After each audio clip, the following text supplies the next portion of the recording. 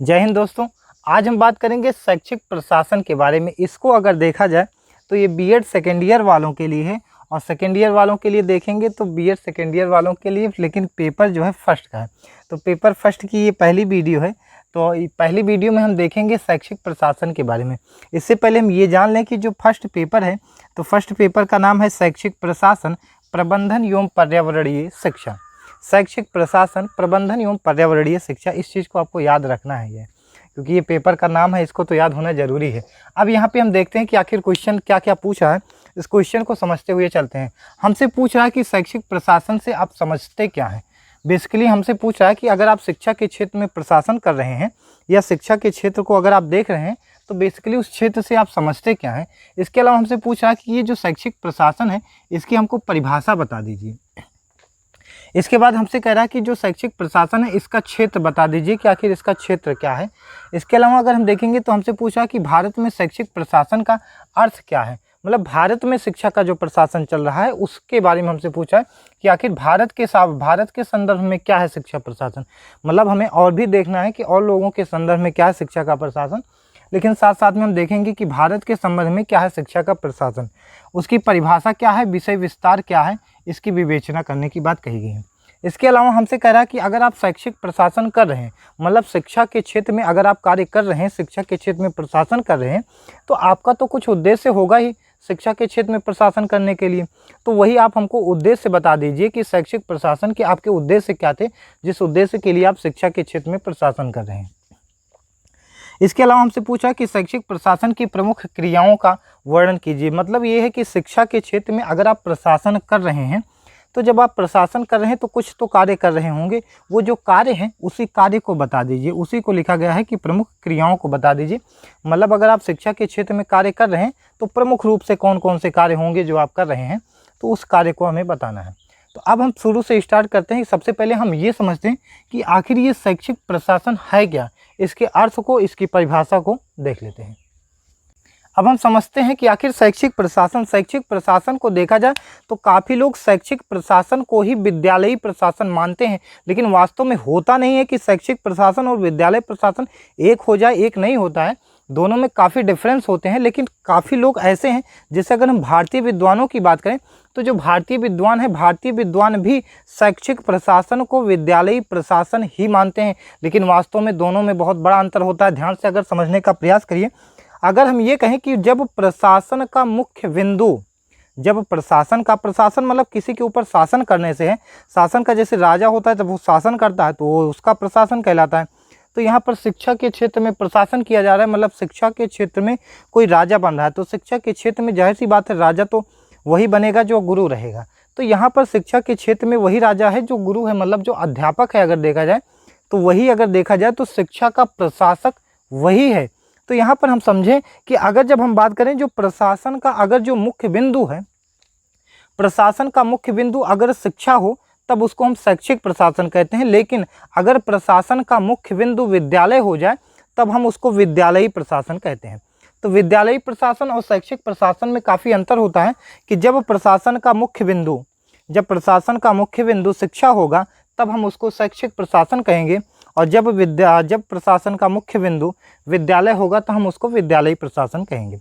तो इस हिसाब से ये रहा हमारी शैक्षिक प्रशासन। इसके अलावा देखा जाए अगर किसी भी व्यक्ति द्वारा शिक्षा के क्षेत्र में अगर देखा जाए कुछ भी कार्य किए जाते हैं, किसी भी व्यक्ति द्वारा शिक्षा के क्षेत्र में कुछ भी कार्य किए जाते हैं तो जो उसके कार्य हैं यही तो उसके शैक्षिक प्रशासन कहलाते हैं। और जिस व्यक्ति द्वारा ये कार्य किया जाता है ये व्यक्ति जो है शैक्षिक प्रशासक कहलाता है। तो मतलब अगर देखा जाए कि किसी भी व्यक्ति द्वारा शिक्षा के क्षेत्र में किया गया कोई भी कार्य शैक्षिक प्रशासन के तहत आता है, वहीं जो व्यक्ति इस क्षेत्र में कार्य करता है, जो शिक्षक इस क्षेत्र में कार्य करता है, उसी को शैक्षिक प्रशासक बोलते हैं। तो अब हम एक डेफिनेशन लिख लेते हैं शैक्षिक प्रशासन की, उसको देखा जाए।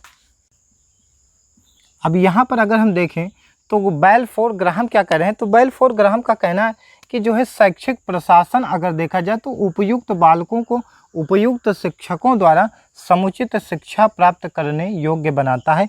ये बेलफोर ग्राहम का कथन है।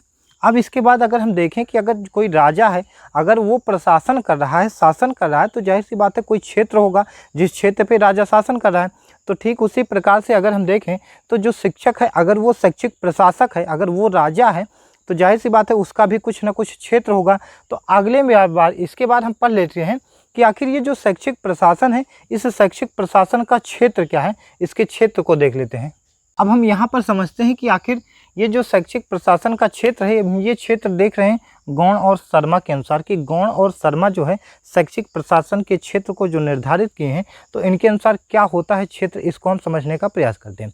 इसको समझने के लिए हम एक एग्जाम्पल के माध्यम से समझने का प्रयास करते हैं। जैसे अगर देखा जाए, हम ये सोच रहे हैं कि हम बालकों को ये बता दें, बच्चों को, कि सोडियम में अगर क्लोरीन को मिला देंगे तो हमारा बेसिकली तैयार हो जाएगा नमक। ये हम बताना चाह रहे हैं। अब इसको अगर देखा जाए तो हम इसको बताने के लिए हमने सबसे पहले किया क्या कि समाज के इसके लिए हमने एक प्लान बनाया, जिस प्लान के तहत हमने ये सोचा कि आखिर हम ऐसा कर दें कि समाज के सभी बालकों के लिए हम एक योजना बनाएंगे। सबसे पहले जो हमारे समाज के जितने भी बालक हैं उनके लिए हम एक योजना बनाएंगे, जिस योजना के माध्यम से हम बाद में इसको समझाएंगे। तो हमने सबसे पहले क्या किया कि योजना बना लिया कि ठीक है, हमको ये चीज़ें बतानी है। अब जब योजना बन गई तो योजना बनने के बाद हमारा काम क्या होगा कि हम क्या करेंगे, सबसे पहले इसको व्यवस्थित करेंगे कि जो ये हमारा सोडियम है इसकी हम व्यवस्था करेंगे। व्यवस्था करने के साथ साथ हम फिर इसके बाद क्लोरीन की भी व्यवस्था कर देंगे। अब जब हमारे पास सोडियम और क्लोरीन की व्यवस्था हो गई तो हम क्या करेंगे कि अपने समाज के जो बालक हैं उनको हम बुला के लाएंगे।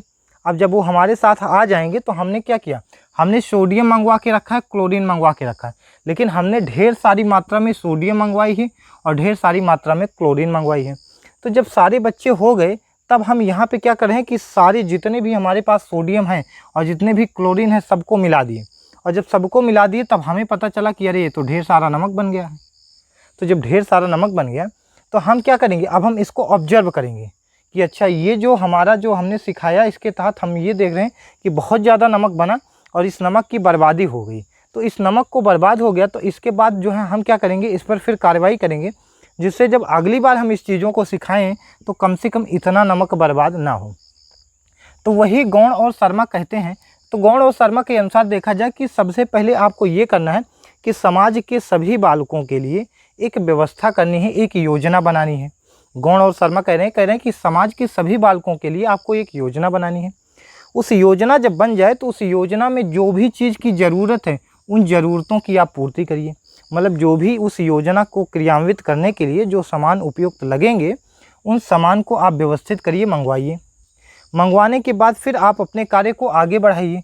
तो वहाँ पर जब आप कार्य को आगे बढ़ा रहे हैं तो अगर आपको लग रहा है कि कुछ ऐसी चीज़ें हैं जो ऐसी मात्रा में आ गई हैं, अधिक मात्रा में आ गई हैं, उसकी देखा जाए तो बर्बादी हो रही है, तो बेसिकली हम क्या करेंगे, अगली बार इसके लिए फिर जो है हम चीज़ों को कम कर देंगे।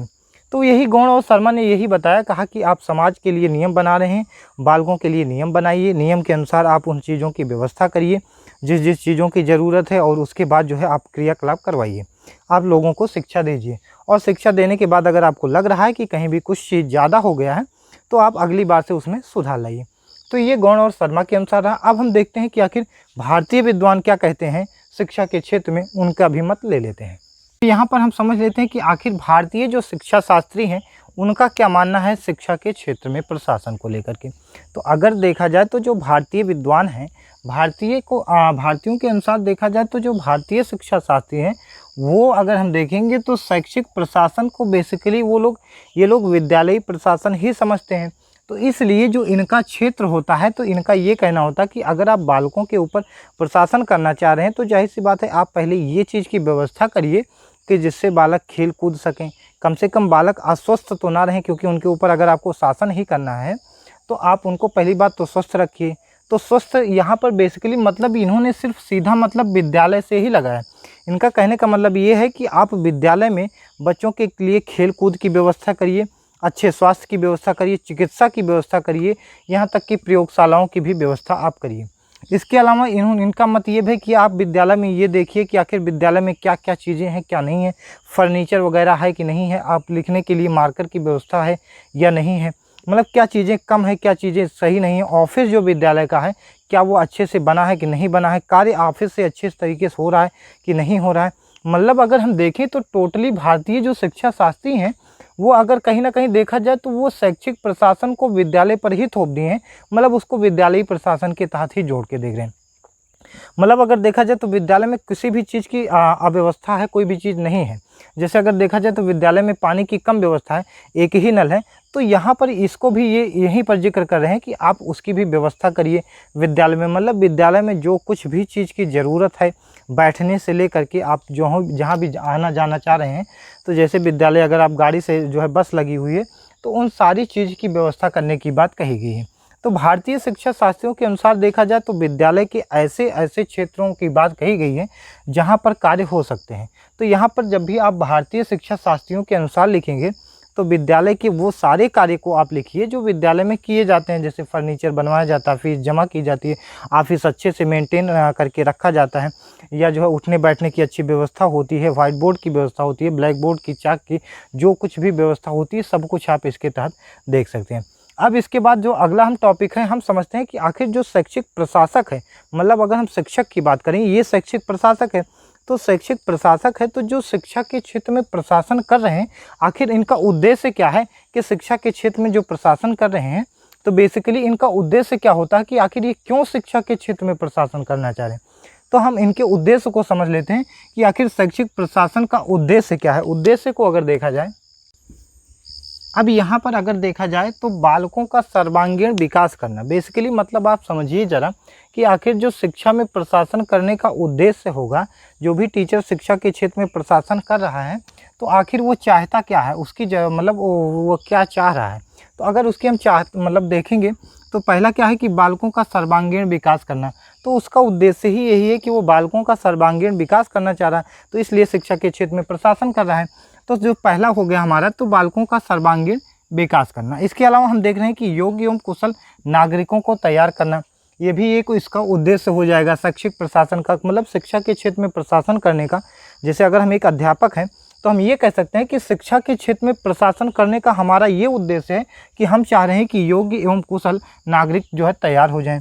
इसके अलावा हमारा हम ये मान रहे हैं कि जो सामाजिक एवं व्यवसायिक कुशलता उत्पन्न हो जाए तथा समानता की भावना का विकास हो जाए। इसके अलावा त्याग व बलिदान की भावना को भी हम जागृत करना चाह रहे हैं।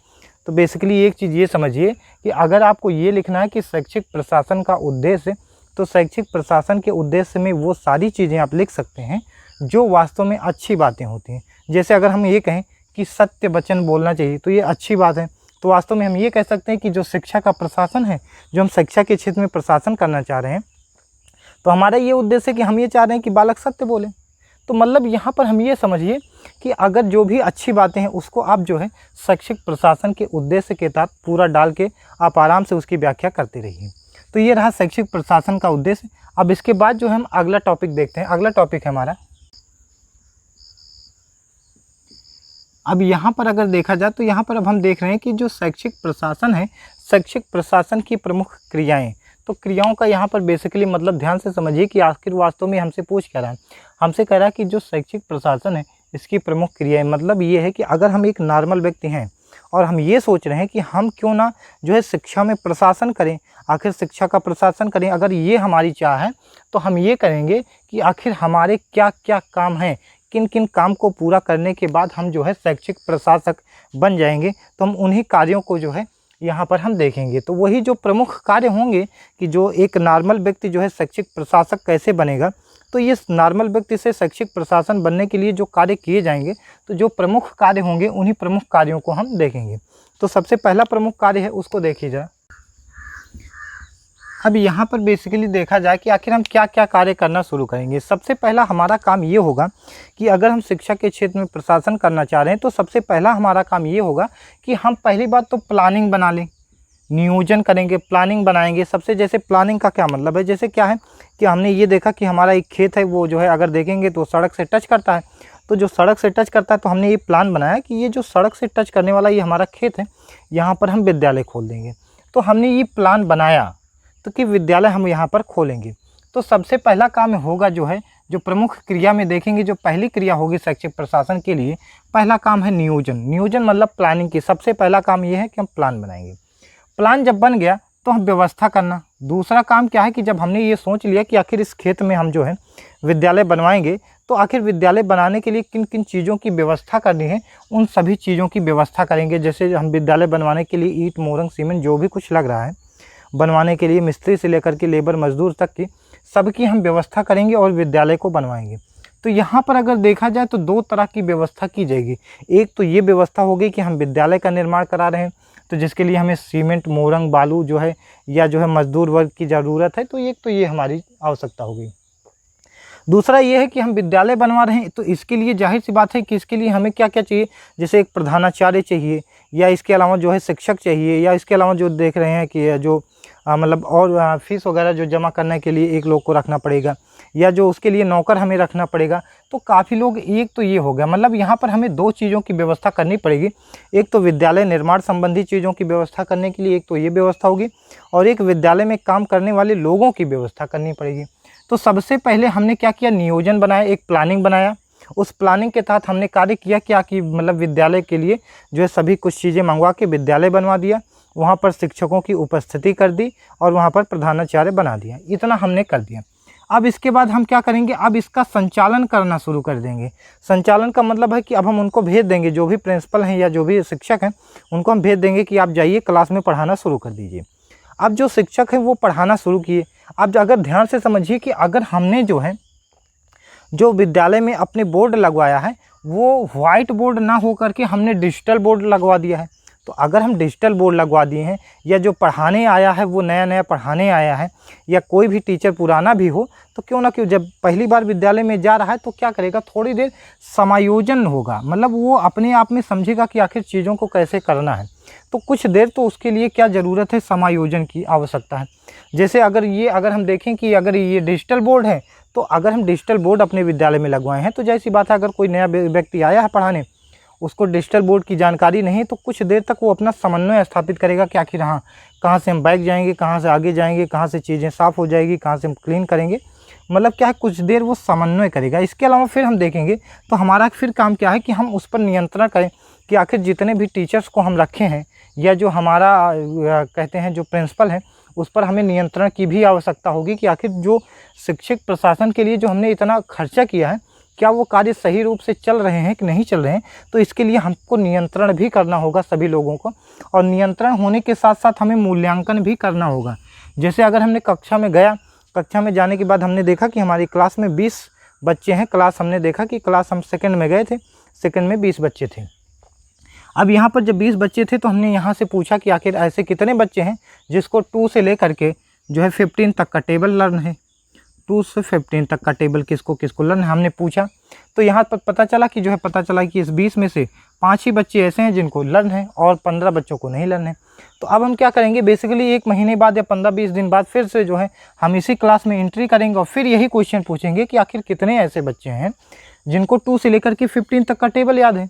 तो यहाँ पे अगर हम देखेंगे कि हमारा अब जो है 5 बच्चों से बढ़ के आंकड़ा 10 हो गया या 12 हो गया, तो इसका मतलब ये जो हम मूल्यांकन कर रहे हैं, तो पहली बात तो हमारी क्लास में पढ़ाई भी हो रही है, और दूसरी बात हमारा मूल्यांकन, मतलब हम वहाँ पे मूल्यांकन भी कर लिए कि अच्छा वास्तव में जो टीचर्स को हमने रखा है वो पढ़ा रहा है। तो इस स्थिति में देखा जाए तो ये जो विद्यालय के अंदर शिक्षा के जो भी कार्य चल रहे हैं, तो इस पर देखा जाए तो पूरी तरह से हमारा एक एकाधिकार बना हुआ है कि कौन कब आ रहा है, कौन कब जा रहा है, कौन कितनी देर पढ़ा रहा है, मतलब सारी चीज़ें जो हैं हमारे अनुसार चल रही हैं। मतलब अब देखा जाए तो अब हम शिक्षा के क्षेत्र में प्रशासन कर रहे हैं, प्रशासक की भूमिका निभा रहे हैं। तो यहाँ पर ये रहा बेसिकली मतलब, तो शिक्षा की प्रमुख क्रियाएँ थी, ये प्रमुख क्रियाएँ हो गई। अब आगे की चीज़ें हम फिर अगली वीडियो में बात करेंगे। तब तक के लिए धन्यवाद।